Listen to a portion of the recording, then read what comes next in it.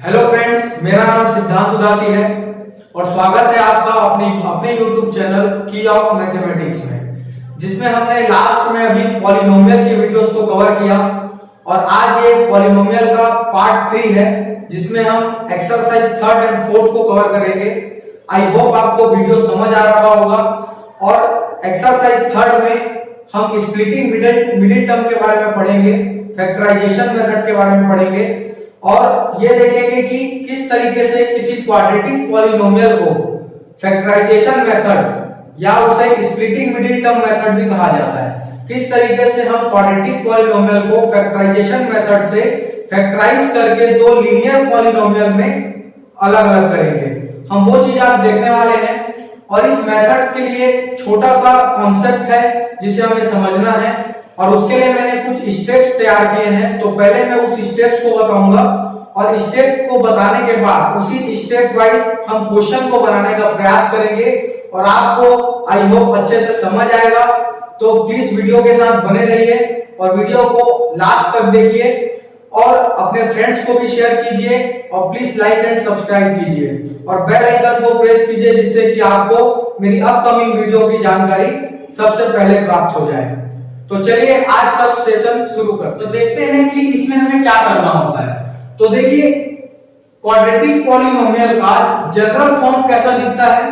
तो quadratic polynomial का general form ax² plus bx plus c के फॉर्म में होता है। ठीक है, जहां पर ये a, b और ये c कोई सा भी रियल नंबर हो सकता है, एनी रियल नंबर हो सकता है।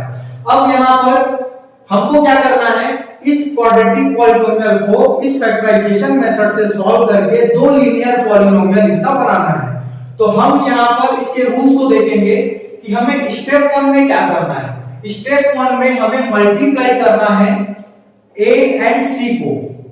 हमें क्वेश्चन में पॉलिनोमियल में गिवन होगा कि x² का कोफिशिएंट a क्या है और यहां पर लास्ट में कांस्टेंट टर्म क्या है। इन दोनों वैल्यू को हम मल्टीप्लाई करेंगे। ठीक है, ये दोनों वैल्यू कोई भी रियल नंबर हो सकता है वो प्लस में हो, ये भी हो सकता है कि वो माइनस में हो। ठीक है, तो हम इसके मल्टीप्लिकेशन के बाद हम सेकंड स्टेप में ये देखेंगे कि right all possible factor of a multiply c। जब आप a और c को मल्टीप्लाई करेंगे तो आपको कोई दूसरा नंबर मिलेगा, उस नंबर के जितने भी पॉसिबल फैक्टर्स हैं हम उसको राइट डाउन कर लेंगे। उसके बाद स्टेप 3 में हम देखते हैं कि अगर इफ a मल्टीप्लाई c, अगर a और c का जो मल्टीप्लिकेशन आया है वो अगर पॉजिटिव है, दो चीज हो सकती है, या तो वो पॉजिटिव होगा या तो नेगेटिव होगा। फॉर एग्जांपल समझिए यहाँ पे a की वैल्यू 2 है और यहाँ पे c की वैल्यू सपोज -3 है। ठीक है, तो अगर मैं a और c को मल्टीप्लाई करूंगा तो 2 मल्टीप्लिकेशन -3 मुझे क्या आंसर मिलेगा, -6 मिलेगा। अगर मान लीजिए यहां पर दोनों माइनस में होता तो अगर मैं -2 और -3 को मल्टीप्लाई करता तो मुझे +6 मिलता है ना। तो दो कंडीशन हो सकती है कि a और c का मल्टीप्लिकेशन पॉजिटिव भी हो सकता है और नेगेटिव भी हो सकता है। तो अगर a और c का मल्टीप्लिकेशन पॉजिटिव हुआ तो उस कंडीशन में हमें then you have to check addition. तो आपने जितने भी पॉसिबल फैक्टर्स बनाए हैं उसमें एडिशन करके चेक करना है कि आपको मिडिल टर्म मिल रहा है कि नहीं मिल रहा है। ठीक है, क्योंकि आपको फैक्टराइजेशन करना है किसका, इसका दूसरा नाम क्या है, स्प्लिटिंग मिडिल टर्म। हम ऐसे दो फैक्टर निकालते हैं जिसको हम b के थ्रू क्या कर सके, ब्रेक कर सके। ठीक है, वो आपको क्वेश्चन में और अच्छे से समझ आएगा। अब अगर a मल्टीप्लाई c निगेटिव आ गया, जैसे इस कंडीशन में निगेटिव आया है, तो अगर a मल्टीप्लाई c निगेटिव आ जाता है तो उस कंडीशन में then you have to check subtraction. ठीक है, तो यहां पर जितने पॉसिबल फैक्टर्स आपने निकाले हैं उसके आप सबट्रैक्शन करके चेक करेंगे कि आपको b मिलता है कि नहीं मिलता है। ये बात आपको समझ आ रही है। अगर a मल्टीप्लाई c का जो आंसर है वो पॉजिटिव आया तो उस कंडीशन में आपको एडिशन करना है, उन फैक्टर्स का एडिशन करके देखना है कि आपको b मिलता है कि नहीं मिलता है। और अगर आप a मल्टीप्लाई c का आंसर देखेंगे वो निगेटिव आया, जैसे यहाँ पे निगेटिव आया है, तो उस कंडीशन में जो भी पॉसिबल फैक्टर्स आपने निकाले हैं उनमें से क्या करना है, सब्ट्रैक्शन करके देखना है कि बी मिलता है या नहीं मिलता है। ठीक है, और ये करने के बाद जिस भी पेयर में आपका सब्ट्रैक्शन या फिर एडिशन बी के इक्वल आ जाता है, उस पेयर को आप स्टेप 4 में सेलेक्ट कर लेंगे। सेलेक्ट करेक्ट पेयर, जो भी पेयर करेक्ट है, जो हमारी बी वाली कंडीशन को सेटिस्फाइड कर रहा है, उसे आप सेलेक्ट करेंगे। सेलेक्ट करने के बाद हम उसके साइन को भी सेलेक्ट करेंगे। अब बात को समझिएगा, ठीक है। यहां पर साइन सेलेक्ट करने का मतलब क्या हुआ, आप लाइन से क्या कर रहे हैं, ए और सी का आपने मल्टीप्लाई कर दिया। मल्टीप्लाई करने के बाद जो भी वैल्यू आया उसके सारे पॉसिबल फैक्टर्स को राइट डाउन कर लिया। सारे पॉसिबल फैक्टर को राइट डाउन करने के बाद आप ये देखें कि ए मल्टीप्लाई सी का जो आंसर है वो पॉजिटिव है या निगेटिव है। अगर वो पॉजिटिव है तो उस कंडीशन में आपने एडिशन में पेयर सेलेक्ट किया, और अगर निगेटिव आ गया तो उस कंडीशन में आप सब्ट्रैक्शन में पेयर सेलेक्ट किए। पेयर जब आप सेलेक्ट कर लेंगे तो उस कंडीशन में आपको साइन सेलेक्ट करना पड़ेगा। अगर आपने एडिशन में पेयर निकाला है तो एडिशन दो कंडीशन में आ सकता है, जब आप दो पॉजिटिव इंटीजर को मल्टीप्लाई करते हो तब पॉजिटिव आता है, या फिर दो निगेटिव इंटीजर को मल्टीप्लाई करते हो तब पॉजिटिव आता है। तो आपको जो दो फैक्टर मिले हैं वो तो या तो आपको उसे प्लस प्लस में लेना पड़ेगा या तो आपको उसे माइनस माइनस में लेना पड़ेगा। तो आपको ये पता लगाना है कि दोनों में से कौन सा साइन सही है। तो उसके लिए आपको इस बी के साइन को चेक करना पड़ेगा कि यहां पर क्या है। अगर यहां पर पॉजिटिव है तो आप प्लस प्लस साइन ले लेंगे, अगर वहां पे निगेटिव है, यहां पे निगेटिव है तो आपको माइनस माइनस साइन लेना पड़ेगा। इसी तरीके से अगर आपने जो पेयर है वो सब्ट्रैक्शन में निकाला है, जो सिलेक्शन आपने किया है वो सब्ट्रैक्शन से किया है, तो उस कंडीशन में सब्ट्रैक्शन कब आ सकता है, जब आप दो डिफरेंट साइन वाले इंटीजर को मल्टीप्लाई करोगे तभी निगेटिव आता है। आपको पता है या तो एक प्लस एक माइनस होगा या तो पहला माइनस दूसरा प्लस होगा। तो उस कंडीशन में आप क्या करेंगे, बीच वाले साइन को चेक करेंगे। अगर बीच वाला साइन प्लस है तो आपको बड़े वैल्यू में प्लस लगाना है, और अगर बीच वाला साइन माइनस में है तो वहां पे आपको छोटे वाले वैल्यू पे प्लस लगाना है और बड़े में माइनस लगाना है। अब मैंने जितनी भी बातें अभी कही है, अब इस क्वेश्चन में हम इसको फॉलो करेंगे और हमारे जितने भी स्प्लिटिंग मिडिल टर्म के क्वेश्चन हैं वो सारे क्वेश्चन आपसे बन जाएंगे। तो आइए अब हम क्वेश्चन करते हैं और क्वेश्चन से समझते हैं कि किस तरीके से एक क्वाड्रेटिक पॉलिनोमियल दो लीनियर पॉलिनोमियल में, मैंने यहाँ पर स्टेप्स को नोट कर दिया है जिससे कि हम उससे मिलान करते हुए क्वेश्चन बना सकें। ठीक है, ये सारे स्टेप्स हैं जो इससे पहले मैंने बताया, और मैं 4 क्वेश्चन लिया हूं जिसको मैं 1 बाय 1 चारों को मैं बताऊंगा, तो जिससे कि आपको मेरे साथ इसको बनाना है और आप उसके बाद बाकी क्वेश्चन फिर बना पाएंगे। ठीक है, पहला क्वेश्चन है x² - 5x + 6। ये पहला क्वेश्चन मैंने इसलिए लिया क्योंकि कल जो मैंने एग्जांपल दिया था वो x - 2 एंड x - 3 के मल्टीप्लिकेशन का ये क्वाड्रेटिक पॉलिनोमियल जवाब आया था। तो अभी हम क्रॉस चेकिंग भी कर लेंगे कि इसके फैक्टर निकालने से क्या x - 2 और x - 3 ही आता है, ये भी चेक कर लेंगे। उसके बाद बाकी क्वेश्चन भी करेंगे। तो पहला क्वेश्चन हमारा x² - 5x + 6।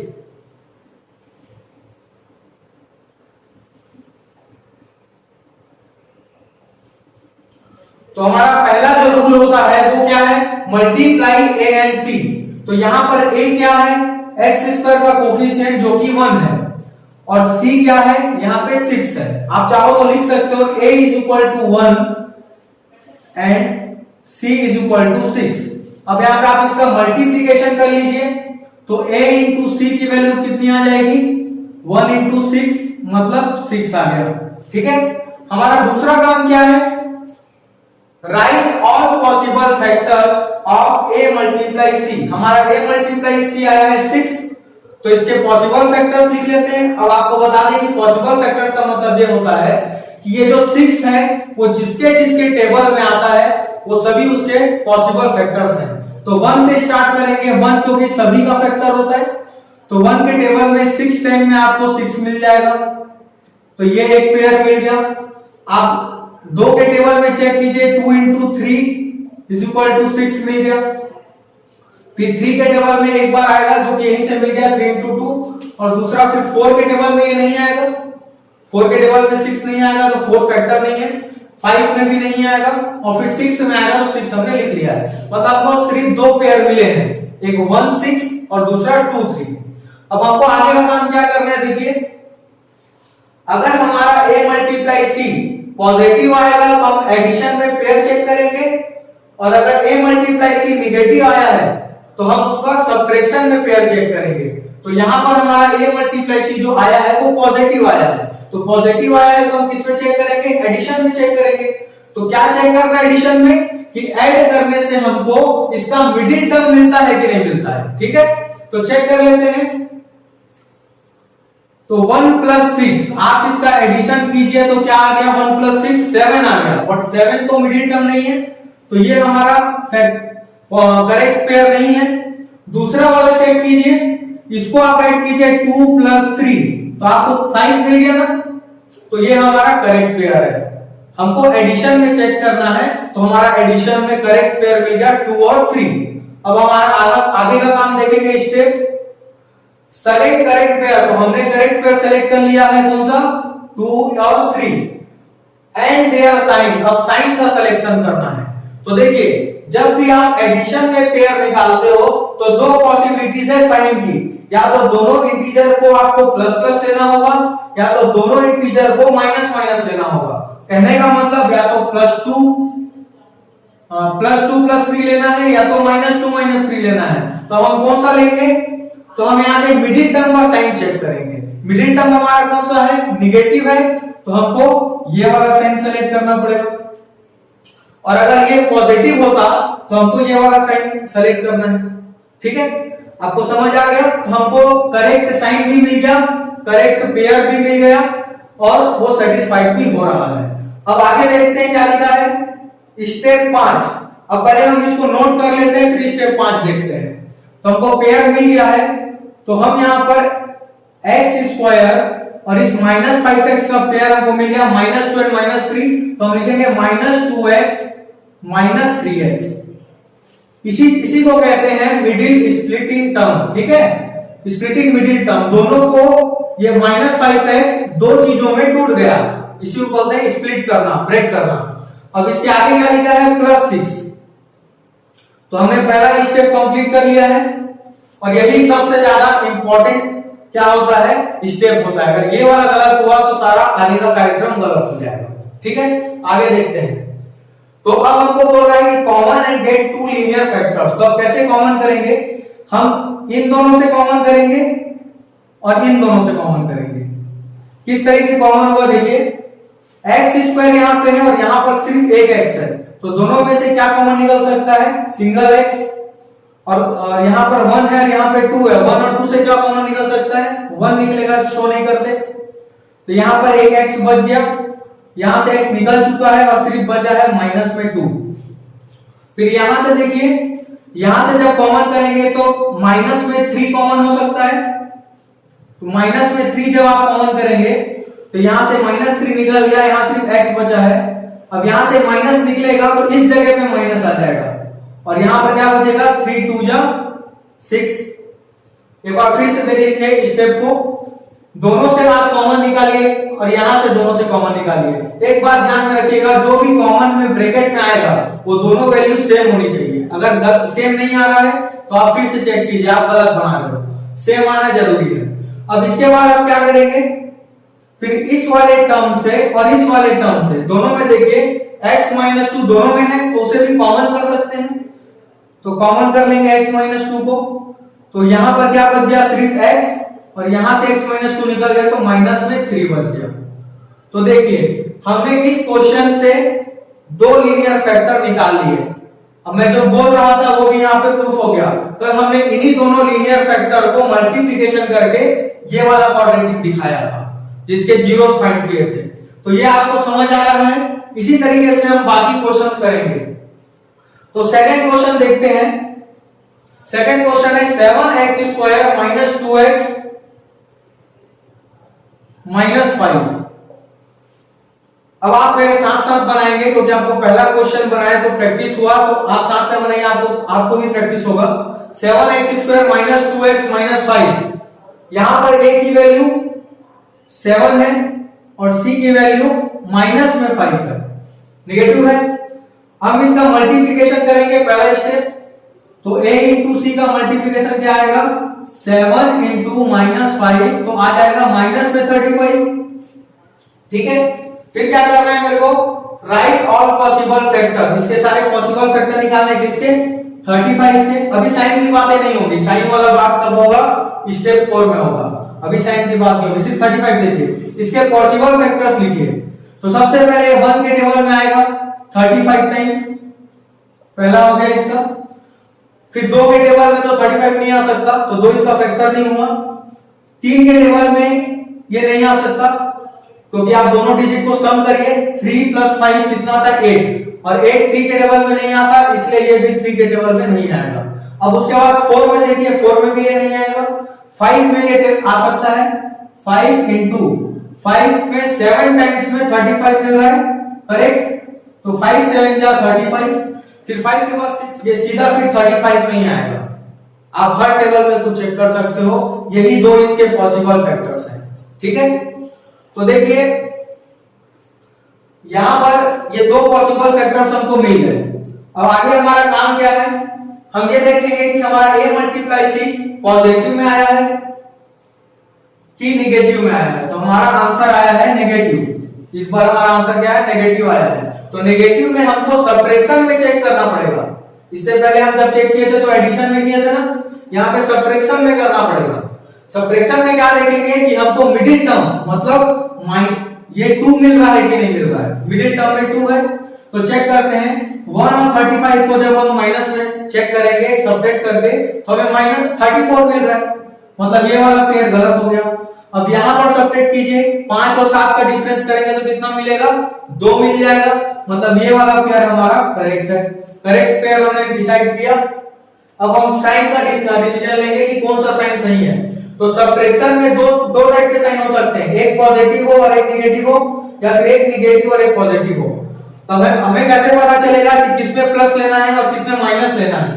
तो देखिए बीच में हमारा मिडिल टर्म है, मिडिल टर्म कौन सा है निगेटिव है, तो आपको बड़े वाले वैल्यू पे नेगेटिव साइन लेना पड़ेगा और छोटे में पॉजिटिव साइन लगेगा, मतलब -7 प्लस में 5। और कभी अगर आप उल्टा कर दिए, अगर आप प्लस में 7 और माइनस में 5 ले लिए तब तो -2 आपको नहीं मिलेगा, तब तो आपको प्लस में 2 मिलेगा। इसीलिए आपको यही वाला पेयर को सेलेक्ट करना है। साइन आपको कैसे लगाना है, मिडिल टर्म को देखना है, अगर मिडिल टर्म नेगेटिव है तो बड़े वाले वैल्यू में नेगेटिव साइन आ जाएगा। तो हमारा करेक्ट पेयर मिल गया 5 एंड -7। तो अब इसमें रख लेते हैं 7x² -7x और प्लस में किसको लेना है 5x को लेना है और -5। अच्छा, अगर आप 5x पहले लिखना चाहते हो और 7x बाद में लिखना चाहते हो तो वो भी लिख सकते हो, उसमें भी कोई दिक्कत नहीं है, आगे पीछे आप इसको लिख सकते हो। अब यहाँ पर अगला बात क्या करना है कि कॉमन करना है और इसके 2 लीनियर फैक्टर को निकालना है। तो इन दोनों से क्या कॉमन निकल सकता है, पहले डिजिट में देखिए, डिजिट यहाँ पे 7 है, यहाँ भी 7 है, तो 7 को निकाला जा सकता है। अब वेरिएबल में देखेंगे तो यहाँ पे x का स्क्वायर है और यहाँ पे सिर्फ x है, तो छोटा कौन हुआ x हुआ, तो x कॉमन निकल सकता है। और यहाँ पर सिर्फ कौन बच गया, एक सिंगल x बच गया, और यहाँ पर माइनस साइन है और यहाँ 7 भी निकल गया, x भी निकल गया, मतलब दोनों चीजें निकल गई। तो यहाँ पे क्या बच गया 1 बच गया, 7x बन जा 7x।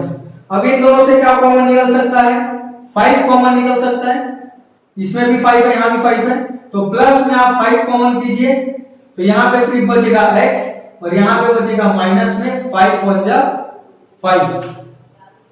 और ये दोनों चीज हमारी सेम आनी चाहिए, देखो सेम आ गई। अब इसी को हम कॉमन कर लेंगे x - 1 और यहाँ पर कॉमन करने के बाद यहाँ से हमको 7x मिलेगा और यहाँ पर +5 मिलेगा। तो देखिए यहाँ पर हमने दोनों लीनियर फैक्टर को निकाल लिया। तो यहां से आपको समझ आया कि किस तरीके से किसी क्वाड्रेटिक पॉलिनोमियल को मिडिल टर्म स्प्लिटिंग मेथड से ब्रेक किया जाता है और किस तरीके से हमने सारे रूल्स को देखा। आप इस रूल्स को अच्छे से समझ लीजिए, आपसे हर क्वेश्चन स्प्लिटिंग मिडिल टर्म का बनेगा। अब मैंने ये 2 क्वेश्चन आपको बताया है, ये 2 क्वेश्चन आप इनमें से मैं ये वाला क्वेश्चन अभी बताऊंगा और आप ये वाला क्वेश्चन आपके लिए होमवर्क है, आप इसे एक बार ट्राई कीजिएगा। अगर आपसे ये क्वेश्चन नहीं बनता है तो आप मुझे कमेंट सेक्शन में बता सकते हैं, मुझे इसका वीडियो बना दूंगा। अब ये क्वेश्चन हम लोग समझेंगे, चौथा क्वेश्चन देखेंगे किस तरीके से ये बनेगा। तो यहाँ पर है √3y² + 9y + 6 √3। तो यहाँ पर a की वैल्यू कितनी है, √3 है, और c की वैल्यू कितनी है, 6 √3 है। साइन के साथ लिखिएगा, दोनों पॉजिटिव है तो मैंने पॉजिटिव लिया है। अब दोनों को मल्टीप्लिकेशन करना है, a × c = √3 × 6 √3। तो हमको आंसर क्या मिलेगा, √3 और √3 का मल्टीप्लिकेशन करेंगे तो 3 मिलेगा, और 3 का 6 से मल्टीप्लिकेशन होगा तो 18 मिल जाएगा। ठीक है, उसके बाद पॉसिबल फैक्टर देखना है इसका। तो पॉसिबल फैक्टर क्या है, 1 18 टाइम्स में आ रहा है 18, 2 9 टाइम्स में 18, 3 6 टाइम में 18, 4 में नहीं आएगा, 5 में भी नहीं आएगा, 6 में आ चुका है, यहाँ पे लिख दिए हैं, 7 में नहीं आएगा, 8 में नहीं, 9 में आ गया। उसके बाद 10 में, 11 12 13 14 15 16 17 18, किसी 18 में आएगा सीधा, ये हो गया, 3 फैक्टर मिले। अब यहाँ पर हमको a मल्टीप्लाई c हमारा पॉजिटिव मिला, और पॉजिटिव में हमको एडिशन में देखना है। तो 1 और 18 का एडिशन करेंगे तो 19 आ रहा है, 19 हमारा यहाँ पे नहीं है तो ये नहीं हुआ। यहाँ पे 2 और 9 का यहाँ पे एडिशन करेंगे तो कितना आएगा, 11 आएगा, पर हमारे पास यहाँ पे 9 है। फिर यहाँ पे 3 और 6 का यहाँ पे एडिशन करेंगे तो हमको कितना मिलेगा, 9 मिलेगा। ये हमारा करेक्ट हुआ, ये दोनों गलत हो गए। ठीक है, इसके बाद हमको क्या करना है, अगर एडिशन में हमको मिला है तो 2 पेयर में होगा, या तो प्लस प्लस होगा या तो माइनस माइनस होगा। तो यहाँ पर देख लो हमारा साइन क्या है, प्लस में है, तो दोनों साइन को हमको प्लस में ही लेना है, 3 और 6। तो हमने करेक्ट पेयर भी सेलेक्ट कर लिया, साइन भी उसके सेलेक्ट कर लिए। अब हमको यहाँ पे रखना है, तो रखेंगे √3y² + 3y + 6y। आप इसको पहले इसको बाद में भी लिख सकते हो। फिर यहां पर क्या है, 6 √3। अब यहां से हमको कॉमन करना है, तो देखिए √3 और 3 में 2 डिजिट है, दो नंबर्स है, √3 और 3, तो दोनों में कौन सा छोटा है। तो देखिए √3 से छोटा है, क्योंकि 3 को हम √3 × √3 लिख सकते हैं, तो ये वैल्यू बड़ी है। तो हम यहां पर इसी तरीके से √3 इन दोनों से कॉमन कर लेंगे, और यहां से y भी कॉमन हो जाएगा, क्योंकि यहाँ पे एक y है और यहाँ पे स्क्वायर है। फिर यहाँ पर एक y बच गया, यहां से 3 से अगर √3 निकला तो कौन बच गया, √3 बचेगा, और y निकल चुका है। इस बात को फिर से समझिएगा कि √3 और 3 में √3 छोटा है, 3 का जो वैल्यू होता है वो √3 और √3 का मल्टीप्लिकेशन होता है, तो जाहिर सी बात है कि ये बड़ा है। तो हम यहां से √3 को कॉमन किए, तो इस जगह से √3 निकला तो यहाँ पे कुछ नहीं बचा, और जब यहां से √3 निकला तो एक √3 अगर निकल गया तो एक बचेगा, तो यहां पर √3 आ गया। अब इन दोनों से कॉमन करना है, तो इन दोनों में डिजिट में 6 कॉमन दिख रहा है, तो हम 6 को कॉमन करेंगे, और y तो कॉमन नहीं हो क्योंकि यहाँ पे y नहीं है, तो सिर्फ 6 कॉमन होगा। यहाँ पे क्या बचा, y, और यहां से 6 निकल गया है तो क्या बचा है, √3। और जैसा कि ये दोनों फैक्टर ब्रैकेट वाले सेम आने चाहिए, हमारा सेम आ चुका है। अब इन दोनों को कॉमन कर लेंगे, तो y + √3 कॉमन होने से यहां पर क्या बच गया, √3y, और यहां से क्या बचा, प्लस में 6। तो ये आपके दो लीनियर फैक्टर तैयार हो गए। तो अब आपको समझ आ गया है कि किस तरीके से स्प्लिटिंग मिडिल टर्म से किसी क्वाड्रेटिक पॉलिनोमियल के दो लीनियर फैक्टर को निकाला जाता है फैक्टराइजेशन मेथड से और स्प्लिटिंग मिडिल टर्म मेथड से। तो अब हम देखेंगे कि किस तरीके से, अभी हमने देखा था कि क्वाड्रेटिक पॉलिनोमियल के दो जीरोस होते हैं, ठीक है, ओनली 2 जीरोस होते हैं। तो अब हम उसको जनरल फॉर्म में मान के चलेंगे कि अगर एक जीरो अल्फा है और दूसरा बीटा है, तो हम दोनों जीरोस के सम को निकालेंगे और उसका फार्मूला जनरेट करेंगे, और दोनों जीरोस के प्रोडक्ट को निकालेंगे और उसका फार्मूला जनरेट करेंगे, और उससे रिलेटेड क्वेश्चन देखेंगे। फिर अपना ये हमारा चैप्टर पॉलिनोमियल खत्म हो जाएगा। आपको जो भी डाउट होगा आप कमेंट से देखेंगे। चौथे एक्सरसाइज में देखिए, यहां पर पहला क्वेश्चन है कि zeros of some polynomial of the form ax² plus bx plus c are given below, find the factor of the polynomial। अब यहाँ पे दो जीरोस दिए हुए हैं, ये पहला क्वेश्चन है, ये दूसरा क्वेश्चन है। अब ये जो फॉर्म दिया है पॉलिनोमियल का, ये क्वाड्रेटिक पॉलिनोमियल है और इसके दो जीरोस होते हैं, ये हमें पता है। तो हमें ये भी पता है कि क्वाड्रेटिक पॉलिनोमियल दो लीनियर पॉलिनोमियल से मिलकर बनता है, तो ये दोनों जीरोस उन्हीं लीनियर पॉलिनोमियल के जीरोस हैं। तो हमको उन्हीं लीनियर पॉलिनोमियल को यहाँ पर बताना है कि वो कौन सा होगा। तो -2 पहला जीरो है, तो ऐसा कौन सा लीनियर पॉलिनोमियल होगा जिसका जीरो -2 होगा। तो हमारे पास जवाब आ गया x + 2। यहाँ पे x की जगह -2 रखेंगे तो ये 0 के इक्वल हो जाता है, इसलिए -2 इसका 0 है। दूसरा, ऐसा कौन सा लीनियर पॉलिनोमियल है जिसका जीरो -3 है। तो जवाब क्या आएगा x + 3, क्योंकि सीधी सी बात है यहाँ पे x की जगह -3 रखेंगे तभी ये 0 हो पाएगा। तो मिल गया हमें दो आंसर इसके। अब ये वाला देखेंगे, पहला जीरो क्या दिया है -18, ऐसा कौन सा लीनियर पॉलिनोमियल होगा जिसका जीरो -18 होगा।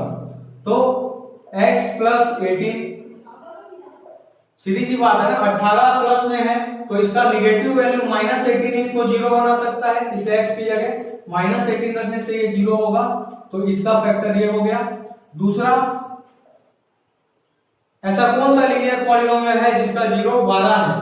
तो यहां से हमको जवाब मिल जाता है x - 12। यहां पर हम 12 रखेंगे तभी ये पॉलिनोमियल 0 होगा, इसलिए 12 इसका 0 हो गया, तो ये इसका लीनियर फैक्टर हो गया। तो इसी तरीके से पहला क्वेश्चन आप सॉल्व कर सकते हैं।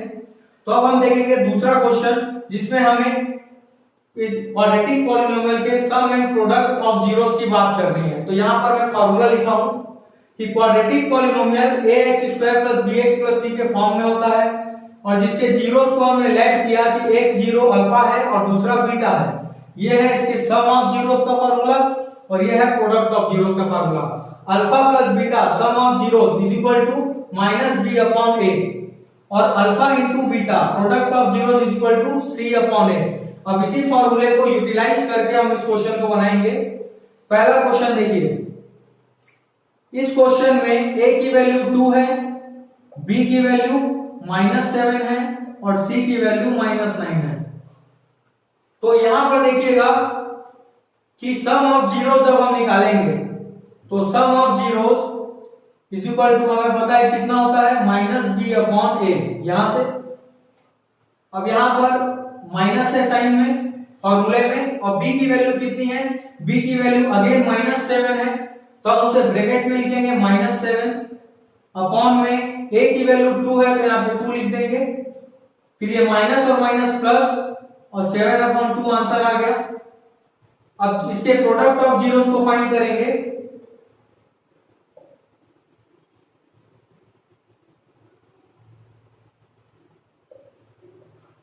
इसका फार्मूला है c/a, तो c/a में वैल्यू पुट करेंगे। c की वैल्यू यहाँ पे कितनी है -9 और a की वैल्यू कितनी है +2, तो नीचे में 2 आ गया, 9/2 इसका प्रोडक्ट ऑफ जीरोस हो गया। तो ये क्वेश्चन मैंने आपको करके दिखाया, ये क्वेश्चन आपके लिए होमवर्क है, आप इसे बना के देखेंगे। और इसी तरीके से हमारा पॉलिनोमियल चैप्टर जो है वो खत्म होता है। आई होप कि आपको पूरा वीडियो समझ आया होगा, और नेक्स्ट वीडियो में हम बात करेंगे next chapter pair of linear equation in 2 variables के बारे में, जिसमें हम पहले उसका इंट्रो देखेंगे, फिर उसके मेथड्स के बारे में जानकारी लेंगे, उसके सारे मेथड्स को कवर करेंगे और उससे रिलेटेड क्वेश्चन भी बनाएंगे। तो इसी तरीके से हम आपके लिए सारे वीडियोस लाते रहेंगे। आपको जैसी भी प्रॉब्लम आती है, आपको कोई क्वेश्चन समझ नहीं आता, तो आप कमेंट सेक्शन में लिख सकते हैं, हम उस क्वेश्चन के लिए अलग से वीडियो बना के अपलोड करेंगे। तो आज तक के लिए इतना ही, अब अगले वीडियो में मिलेंगे। आप सबको होली की हार्दिक शुभकामनाएं एडवांस में, और आप सभी होली अच्छी तरीके से खेलें और कोरोना से बचे रहें।